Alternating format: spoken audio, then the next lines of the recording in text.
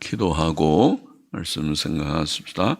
하나님 아버지 감사합니다. 주일 후 월요일 새벽 저희들을 또 예배당으로 부르시고 혹은 가정에서 깨어 시간을 구별하여 새벽 예배의 단을 함께 쌓게 하여 주시니 감사합니다.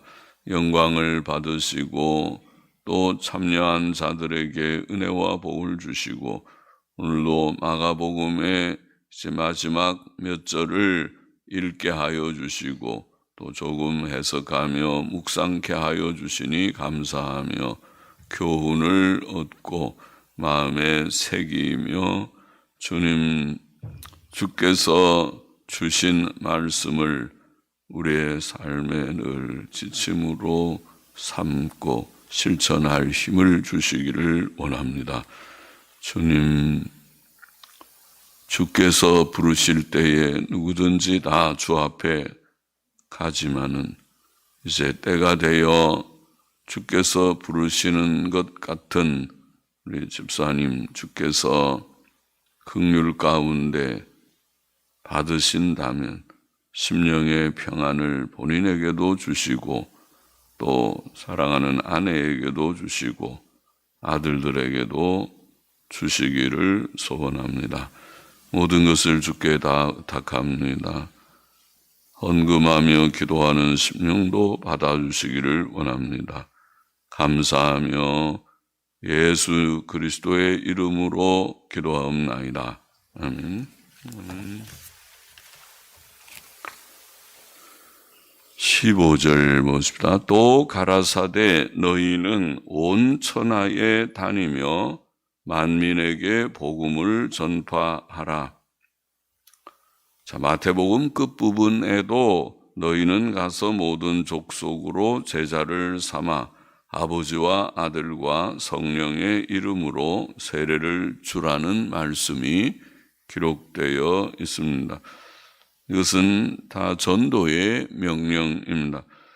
이것은 온 세상에 흩어져 있는 하나님의 택한 백성을 다 찾아 구원하시려는 하나님의 뜻입니다. 주께서는 복음을 전파하라고 말씀하셨습니다. 복음은 예수 그리스도의 소식입니다. 예수 그리스도께서는 복음의 내용이십니다. 하나님의 아들 예수께서 이 세상에 오셨고 그가 우리의 죄를 위해 죽으셔서 대속 사역을 이루셨고 그를 믿음으로 구원을 받는다는 것이 복음의 내용입니다. 주께서는 너희는 온 천하에 다니며 만민에게 복음을 전파하라고 말씀하셨습니다. 전도의 명령은 교회에 주신 주 예수 그리스도의 최대의 명령이며 교회가 받은 최대의 임무이며 사명입니다. 교회는 이 사명을 위해 힘쓰고 또 전도자들을 불러 훈련시키고 파송하고 후원해야 하겠습니다. 주께서는 전도를 명령하시면서 몇 가지 내용을 지시하셨습니다. 첫째, 온 천하에 다니며 전도하라고 말씀하셨습니다. 온 천하는 온 세상이라는 뜻입니다. 우리는 아시아나 유럽이나 아프리카나 아메리카나 어디든지 가야 합니다. 세상에는 아직도 현대 문명을 등지고 원시적 생활을 하고 있는 종족들이 있고 글자가 없는 종족들도 있고 복음이 자유롭게 전파되지 못하는 나라들과 지역들도 있습니다. 전도자들은 복음이 들어가지 않은 곳은 어디든지 가야 합니다. 우리나라 안에도 복음이 들어가지 않은 농촌들과 섬들은 전도자들이 가야 할 우선적 전도 대상 지역입니다. 둘째, 만민에게 전도하라고 말씀하셨습니다. 만민에게라는 말은 모든 피조물, 즉 모든 사람에게라는 뜻입니다. 남녀노소 빈부, 귀천, 유무식을 막론하고 하나님께서 창조하신 사람 누구에게나 이 소식을 전해야 한다는 뜻입니다. 셋째로 복음을 전파하라고 말씀하셨습니다.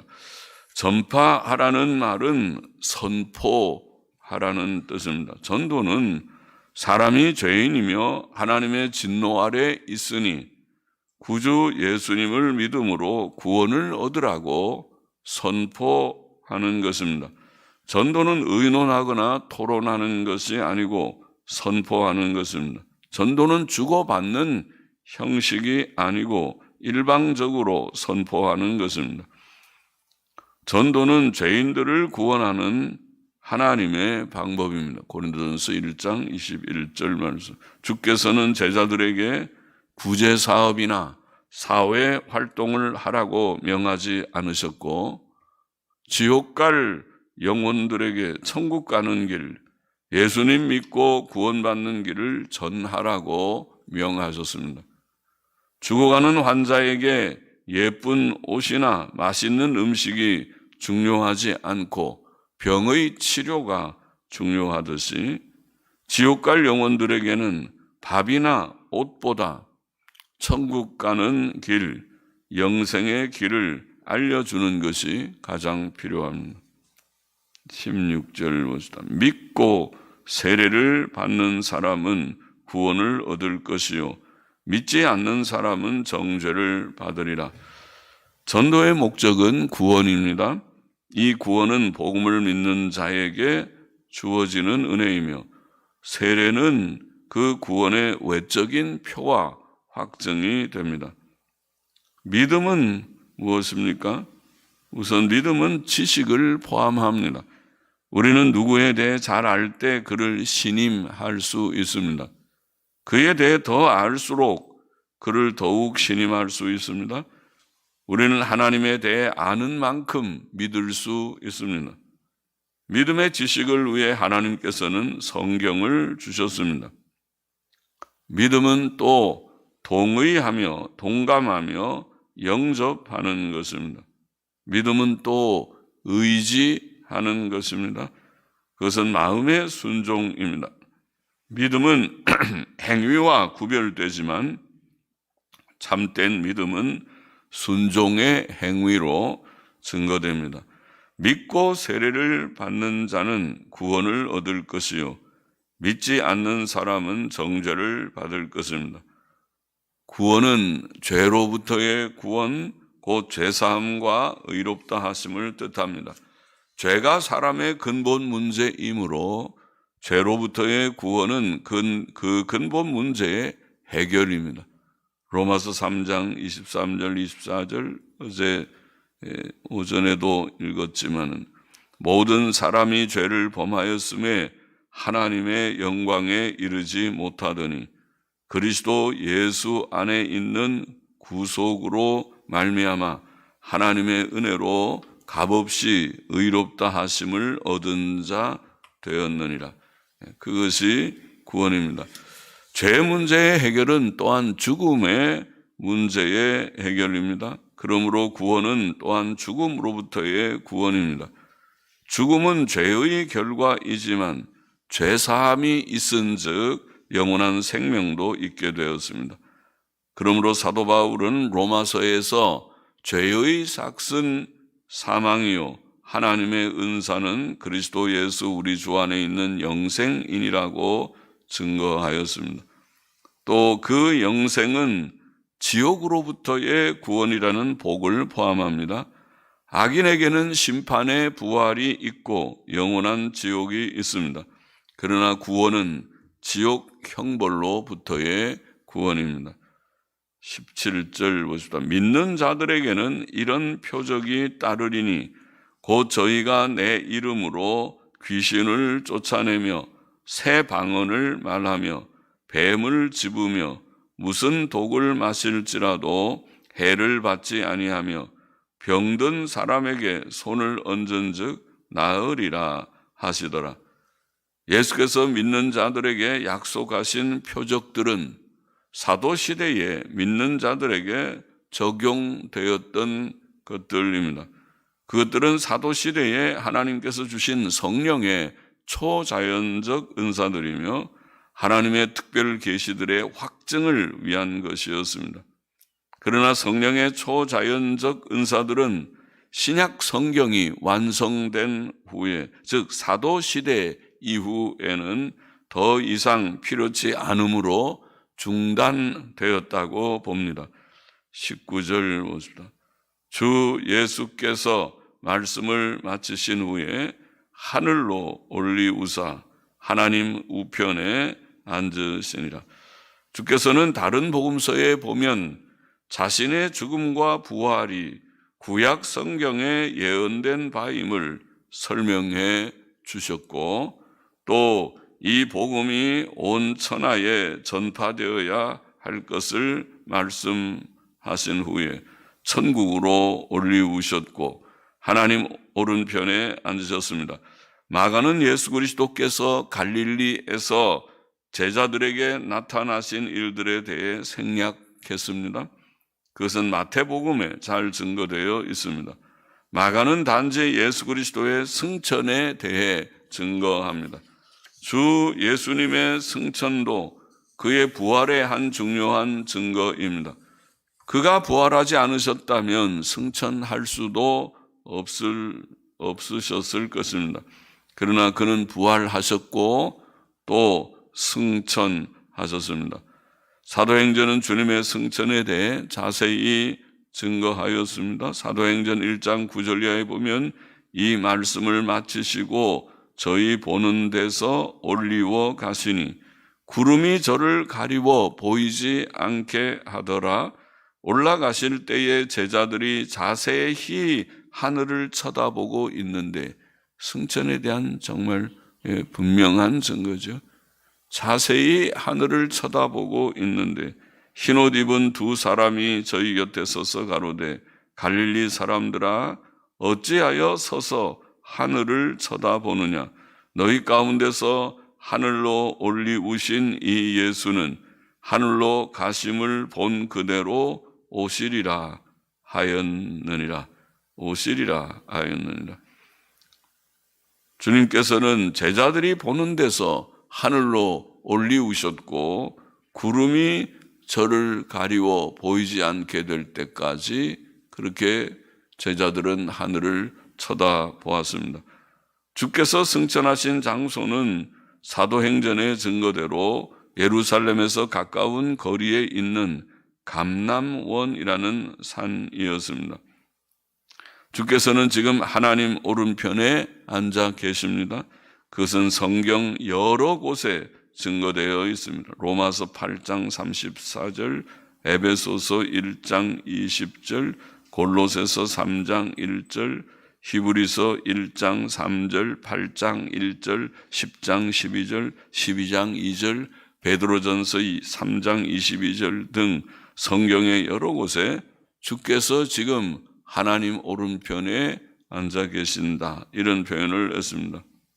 주께서 하나님 오른편에 앉아 계시다는 것은 그가 하나님의 권위와 영광을 가진 자로서 교회와 온 세상을 다스리심을 나타냅니다. 예수 그리스도께서는 지금도 살아계신 주님이십니다. 우리가 부활의 사실을 통해서도 생각했지만 주님은 부활하셨다, 그 말을 표현하기를 주님은 살아계신다, 그런 말씀이라고 원문에 되어 있다고 그러죠. 주님은, 부활하신 주님은 살아계십니다. 죽으셨으나 부활하셨고 부활하신 후 지금도 살아계신다. 단지 주님께서는 하나님의 우편에 계시는 신성의 영으로 우리 가운데 계실 분이지만은 지금도 살아계시고 장차 신인 양성을 가진 그의 몸으로 다시 땅에 오실 것이다. 지금은 신성의 영으로만 땅에서 역사하시는, 이것은 성령의 역사와 우리가 본질적으로 일치되는 역사라고 믿지만은 주님은 살아계신다, 그것을 말씀합니다. 20절 보십니다. 제자들이 나가 두루 전파할세 주께서 함께 역사하사 그 따르는 표적으로 말씀을 확실히 증거하시니라. 아멘. 전통사본에는 그때 아멘이라는 말씀이 있습니다. 주께서 승천하셔서 하나님 오른편에 앉으셨고 그의 왕권을 행사하시기 때문에 그는 제자들을 도우시고 역사하셨습니다. 그는 사도시대의 기적들과 초자연적 은사들로 말씀을 확증하셨습니다. 성령의 초자연적 은사들은 하나님의 말씀을 확증하는 목적이 있었습니다. 그래서 그 따르는 표적으로 말씀을 확실히 증거하시니라. 히브리서 2장 3절 4절에도 그 말씀을 증거했죠. 성령의 초자연적 은사들과 기적들은 말씀을 확증하는 그런 목적이 있었습니다. 그러나 신약 성경이 다 기록된 후에는 그 기적들의 필요성이 사라졌기 때문에 오늘날 우리는 기적들이나 초자연적 은사들을 구할 것이 아니고 열심히 신구약 66권의 성경을 읽고 배우고 믿고 실천해야 합니다. 기독교는 기적을 구하는 종교가 아니고 십자가에 죽으시고 다시 사신 예수님을 믿고 구원받고 경건하고 바르고 선한 삶을 사는 종교라고 표현할 수 있습니다.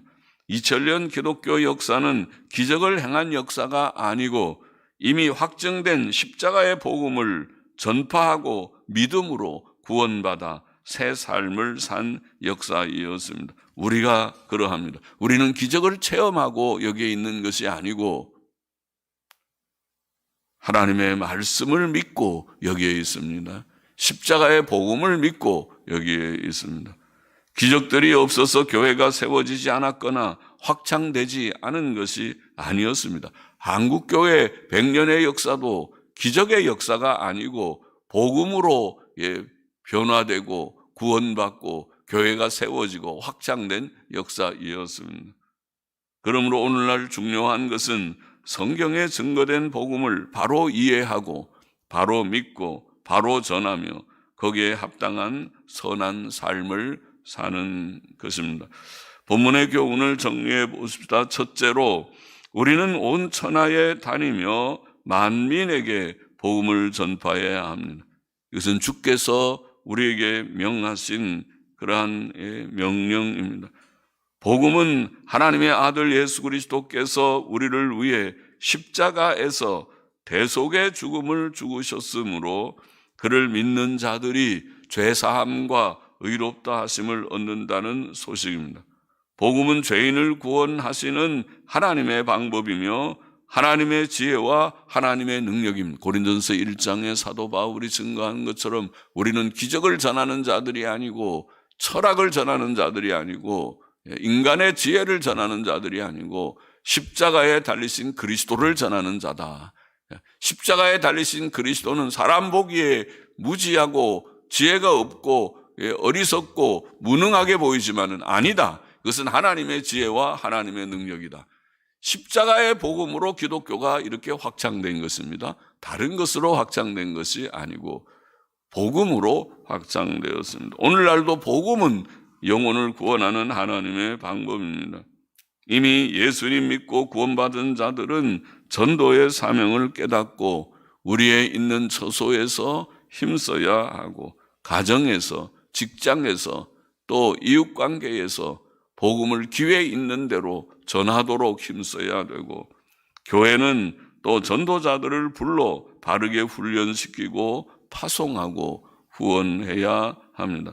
둘째로 오늘날 우리는 초자연적 기적들을 의존하지 말고 오직 성경에 근거하여 예수 그리스도의 십자가 복음을 전함으로 하나님의 택한 죄인들을 다 구원해야 합니다. 요한복음의 목적은 예수께서 하나님의 아들 그리스도이심을 증거하며 그를 믿음으로 영생을 얻게 하려 함이었습니다. 그와 같이 성경을 하나님께서 기록하신 것은 이 책을 통하여 오늘날도 무슨 체험을 통해서 예수님 아는 것이 아니고 이미 예수님이 하나님의 아들 그리스도라는 것은 그의 생애를 통하여 밝히 증거되고 또 사도들을 통하여 확증되어서 성경에 다 기재되었기 때문에 우리는 이 증인들의 증언에 책인 성경을 갖고 있기 때문에 그 증언을 무시하지 말고 완고한 마음으로 무슨 증언이 있어도 나는 그거 믿지 못하겠고 오늘 내가 무엇을 체험해야 믿겠다는 그것은 완고한 불신앙에 불과하다 깨닫고 증언들의 진실한 증거의 책을 통해서 겸손히 아멘으로 그 사실을 받아들이고 믿고 또 구원을 받고 또 증거하는 자들이 되어야 한다는 말입니다. 예수께서는 그가 행하신 기적들과 그의 부활을 통해 자신이 하나님의 아들 그리스도이심을 밝히 증거하셨습니다. 또다시 어떤 증거가 필요하지 않게 밝히 증거하셨고 그것을 증인들인 제자들이 나아가 증거하였고 또 그것을 기록해서 우리들에게 4개의 복음서를 주시고 사도행전에 그들의 발자취를 그들이 무엇을 증거하고 또 어떻게 증거했는지를 다 기록하여 주셨으니까 이 사도들의 글을 통해서 우리가 확인하고 예수님을 굳게 믿고 또 구원을 받아야 한다는 말입니다.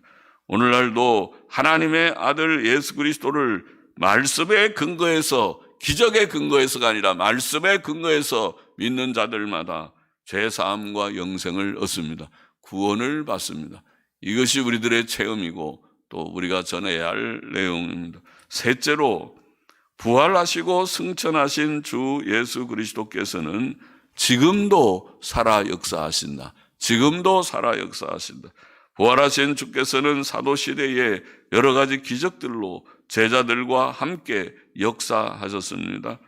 비록 우리가 신약 성경이 완성된 후 주께서 더 이상 기적들로 역사하시지 않는다고 믿지만 승천하셔서 지금도 살아계시고 하나님 오른편에 앉아 계신 주 예수께서는 성령으로 우리와 함께 하시고